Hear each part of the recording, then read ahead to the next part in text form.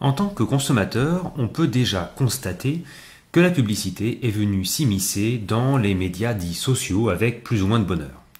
Par exemple, sur Facebook, en préparant cette conférence, j'ai ainsi été impressionné de voir apparaître une publicité pour adexchange.fr, site d'information sur l'actualité des adexchanges, du RTB et du média trading en France et à l'international. Là, je dis bravo, je ne pouvais rêver mieux pour attirer mon attention.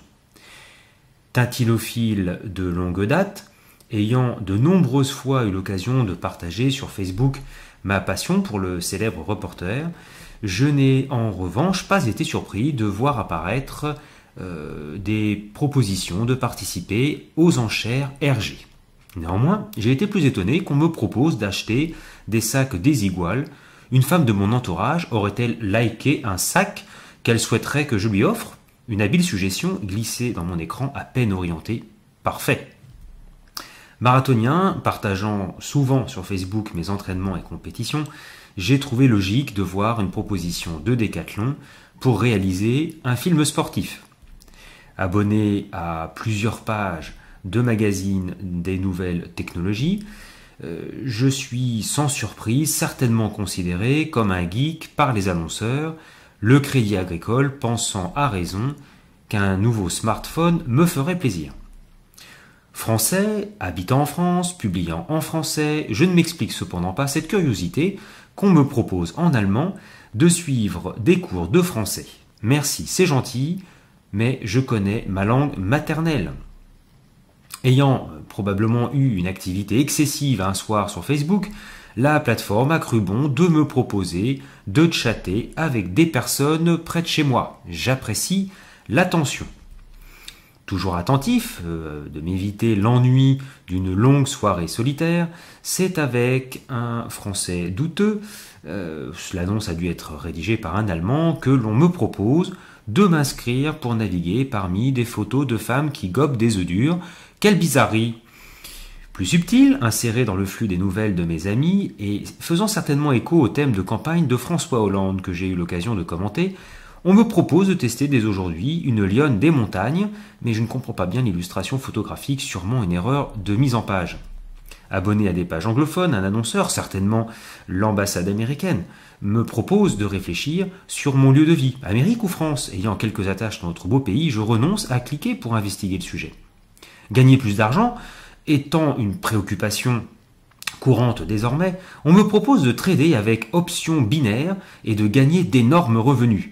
Je salue là l'effort du créatif qui a su illustrer les mots binaires et énormes. Enfin, les médias sociaux sont conçus pour l'échange et la rencontre bien sûr. Et les annonceurs des sites spécialisés ont cru bon de considérer que, comme je suis en couple, pour me proposer de rencontrer des femmes qui cherchent des hommes. Alors, vers où allons-nous? À force de donner toujours plus d'informations aux plateformes sociales contre un service gratuit, on peut s'attendre à un meilleur ciblage. Reprenant l'exemple du sac Desigual, on pourrait imaginer qu'un jour, la consommatrice exprime le désir d'un sac et que l'annonceur exploite le graphe social de la consommatrice pour donner à ses proches l'idée de lui offrir l'objet, voire facilite un achat groupé en collectant les fonds auprès des amis du consommateur. Le cycle d'achat du consommateur pourrait prendre en compte ces motivations pour mieux capter son attention à toutes les étapes du cycle d'achat. Toutes. La psychologie du consommateur sera mieux prise en compte, son besoin de suivre les autres, de tenir compte de l'avis des experts, de bénéficier d'offres privilégiées, d'avoir confiance en ceux qui nous ressemblent, d'être consistant lors d'hésitations, et bien sûr de chercher la réciprocité dans nos actions. Les acteurs de la publicité en ligne vont-ils faire du consommateur un homme sandwich permanent?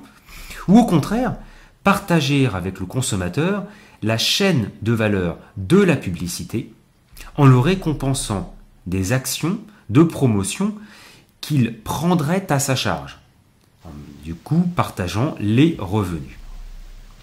Au final, on peut rêver d'une publicité sincère, authentique, véritablement sociale et respectueuse du consommateur, apportant une valeur utile à tous. En clair, tout le contraire d'une publicité de masse.